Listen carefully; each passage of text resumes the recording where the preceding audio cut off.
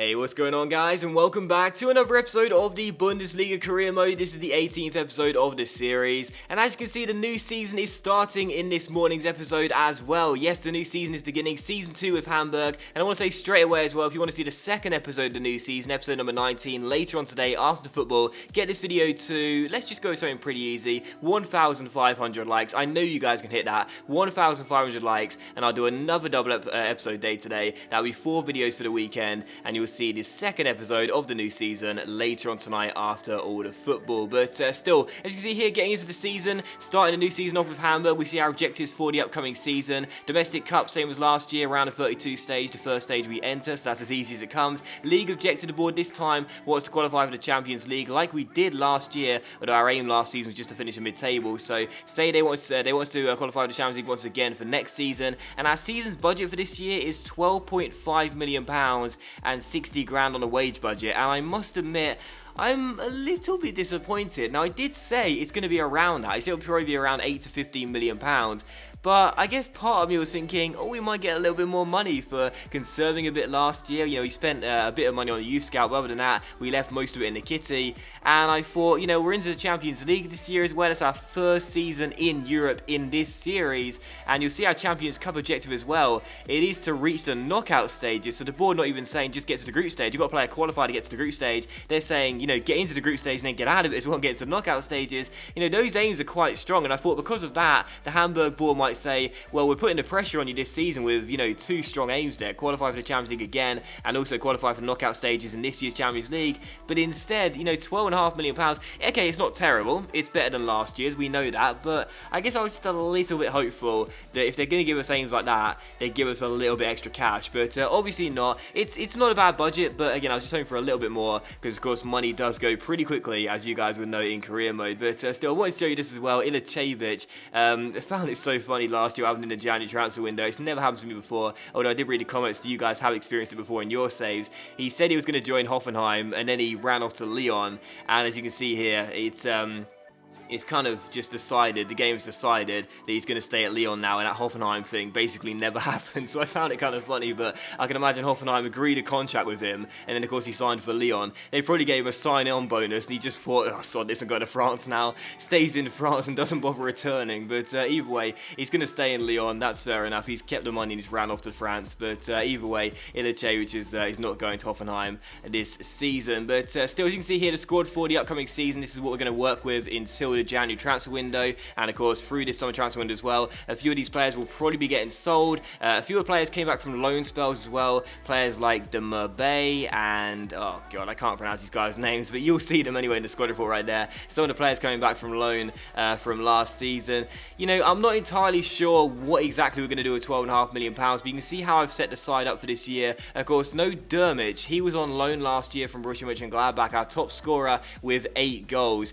Some of you guys did say in the last episode, actually Brandt was our top scorer as he scored 9 goals, but I did mention it in the last episode, but obviously I'm not for someone who's very clear when speaking, so apologies for that if you didn't understand what I said. But basically last year, the reason why Dermich was our top scorer and not Brandt is because although Brandt scored 9 goals, 2 of those were for Bayer Leverkusen in the first half of the season, whereas Dermich, his 8 goals were all scored for Hamburg. So Brandt effectively scored 7 goals for Hamburg and 2 for Bayer Leverkusen, 9 for the season. So Brandt scored 7 goals for us, Dermich scored 8. That's why Dermich was considered our top scorer, despite for the entire season Brandt having 1 more goal. I should have just said it like that. That's a lot easier, isn't it, to understand? But yeah, that's why Dermich was our top scorer last year and Brandt wasn't. But because of that, I was thinking, you know, maybe we should buy Dermich back for this year. But of course, Dermich didn't grow any ratings last year, and I did mention it in the last episode. He probably is one of those glitch players who only ever grows in the mental attributes, which is really frustrating. And you'd think by now EA would have sorted these growth problems out. You know, our top scorer last year, okay, 8 goals isn't an amazing amount, but it's still, you know, more goals than anyone else scored in a Hamburg shirt last season.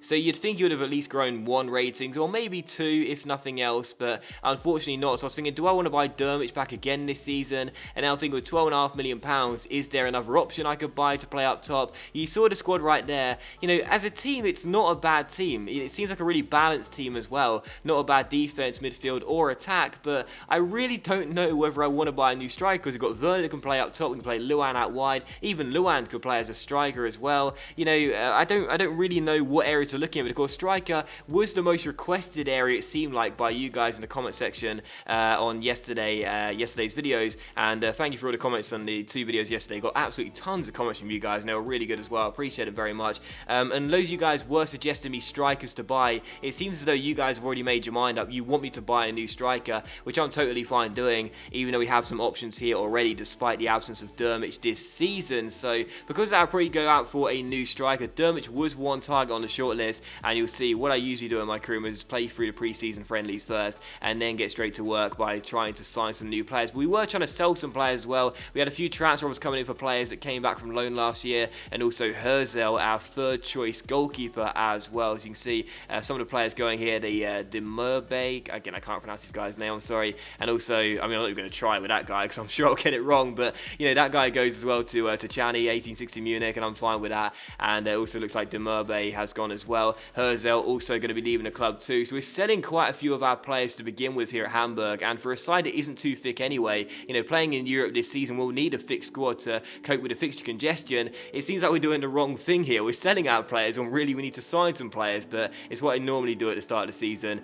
You know, start selling some players, play the pre-season friendlies, and then buy some straight after that. But we also have a scout report here as well. We will, of course, continue our scouting of Germany. The youth scout will continue his search for some good young players as well throughout the season. Hopefully, we will pick up some players, but after the first 2 months, no one has came in yet, which is a bit of a shame, but hopefully we will sign some academy players not before long. But in the pre-season tournament, though, we actually got into the semi-finals, and despite an injury to Strobel, one of our new players for this year, or so far our only new player for this year, we got through it on penalties and got through to the final. So how about that? We got through our group and also got to the final through playing a weakened side, which is brilliant because, as you guys know, when I go into a pre-season tournament, I just rest all of my players for the friendlies. We managed to get all the way through to the final, which meant we picked up a bit of money, which is great to see. We needed some money from somewhere. We get it through the pre-season tournament, so pretty pleased with that. We would play West Ham in the final as well, taking on the English side. You can see there,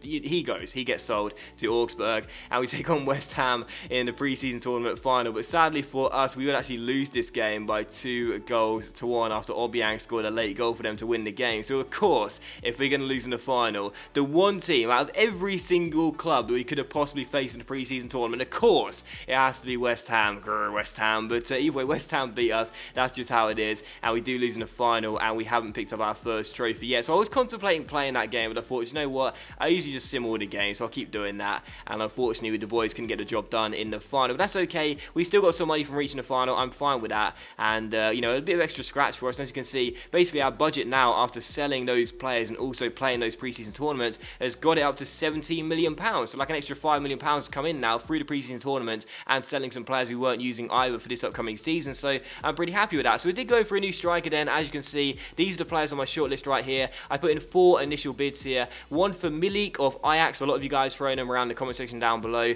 Dermich as well. Of course, loads of you guys were commenting and saying buy him back, putting a bid for him as well. Angel Correa of Atletico Madrid, a player I've never used before, 21 years old, 79 overall. And also Yusuf Poulsen as well, from a newly promoted side to the Bundesliga this season, 75 overall, 22 years old. I've heard a lot about him this year. So I put in bids for these 4 players right here. I'd wait and see what the clubs would say. As you can see, the newly promoted German side said no to the bid for Poulsen. Ajax said no to the deal for Malik, but Atletico Madrid did come back to us, and as you can see, Diego Simeone said £11.5 million would be enough for us to go ahead and offer a contract to Angel Correa. Now, I've heard so much about Correa this year. He's apparently one of the best young strikers you can buy. He's 79 overall, 21 years old. I'd imagine he's probably gone up by 2 or possibly 3 ratings as well.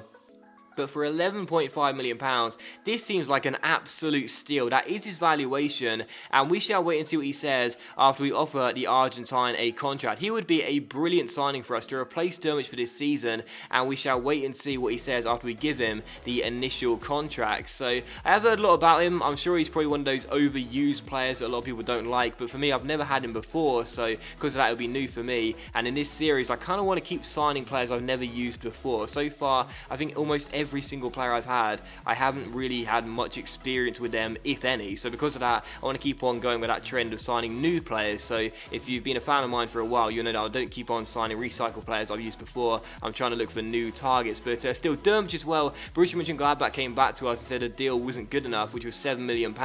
They said they wanted £12 million for him, and I was thinking, that's a little bit too much, because for Correa, we've already agreed an £11.5 million deal. He's 2 ratings higher and 2 years younger, probably has more potential as well. So I was thinking, that to me didn't really seem like a fair counter offer to ask for. So I said, I'll give you £8 million, £1 million over the valuation. They came back to us again and said, no, £12 million or nothing. So I thought, you know what? Forget about it. I want Dermich back. I think he'd be a good backup striker for us this season, if nothing else. If we were to sign Correa, for example, I wouldn't mind a guy going on the bench, but I'm not paying £12 million for the guy. If I can get Correa for £11.5 million, I'm not going higher on a player that's 2 ratings lower and 2 years older. So I wouldn't mind Dermich coming back, but I'm not giving into those demands. £12 million, in my opinion, is way too high. And again, last season, he was our top scorer. I take that point. You'd think I want to buy him back, but 8 goals in, I think it was about 30 games, isn't exactly the best return anyway. That's an average of just over 1 in 4 in terms of goals to game ratio. So it's not exactly terrible, but I was thinking to myself, £12 million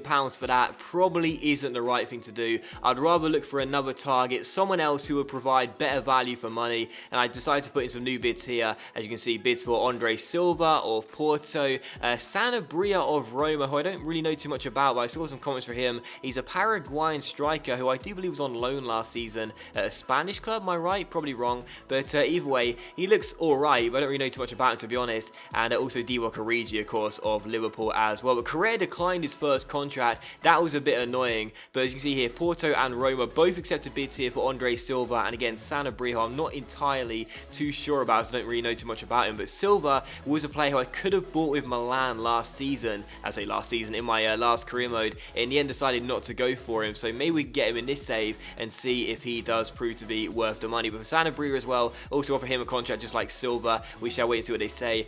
The Silva deal was £5.5 million with Porto, Sanabria was £8 million with Roma, so Silva would be £2.5 million cheaper, but Sanabria is currently better. Also, Liverpool did accept a bid of £7 million for Divock Origi, the Belgian striker who scored against Borussia Dortmund, I do believe, in Europa League. Am I right? I didn't watch that game, but I think he did anyway. But he looks alright, and I wouldn't mind buying him. Of course, we did have him for Milan as well, but Correa is my #1 target right now. After agreeing that £11.5 million bid, to me, it seemed like a deal which is too good to pass up. So after Correa declined his contract here, we give him another contract for Correa, just saying, please come to Hamburg, please. Give him 75 grand a week, a 5% goal bonus. We shall wait and see what he says. So as you can see, Silva did accept his contract straight off the bat, £5.5 million deal, 45 grand a week. We said, hold the phone, Silva, don't get on the plane just yet. We're not entirely sure. We're waiting for Angel Correa, because of course I would much prefer him. Even though I'm sure Silva could be good, I think Correa would be the safer option here, despite the fact we'd be spending over double the money. Sanabria, of course, you can see here, he declined his first contract, so we give him a new one here as well. But as you can see, Origi comes back to us. He says he's keen on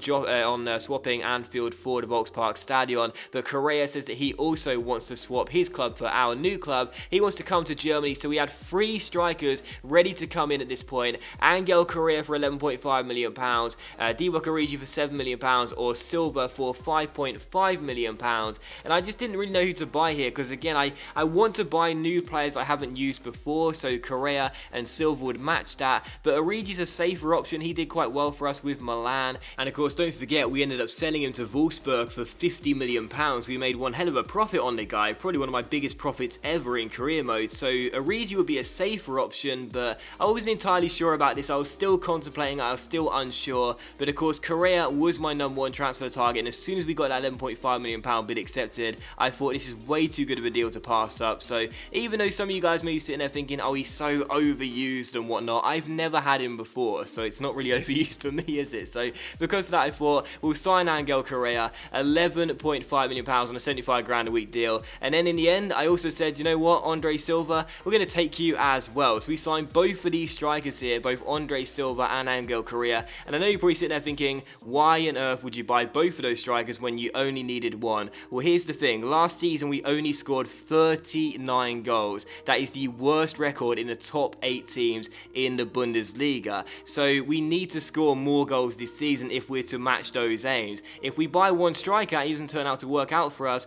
we're only going to be able to turn to shit block, and I don't really fancy putting all my hope in a 73 overall striker at 27 years old. I'd rather buy two young, hungry strikers who I'm sure have got some decent potential and could be capable of putting the ball in the back of the net on a regular basis, but even if one is misfiring, I'm sure the other one won't. That's why I'm playing it safe, buying two strikers here. Correa will start, Silva will come off the bench, give us a different option at 6'1", physically very strong, and I really do feel as though playing it safe and prioritising offense over defense in the transfer window will prove to be a really good decision. But that is going to be today's episode of the Bundesliga Career Mode, guys. I really hope you have enjoyed it. Don't forget 1,500 likes and I'll upload the second episode of the new season featuring the first game of the Bundesliga season later on tonight after the football. So there's your challenge, 1,500 likes and I'll upload the second episode of the new season later on tonight. So thanks for watching. Please leave a like if you did enjoy it, and hopefully I'll see you for the next episode of the Bundesliga Career Mode later on tonight.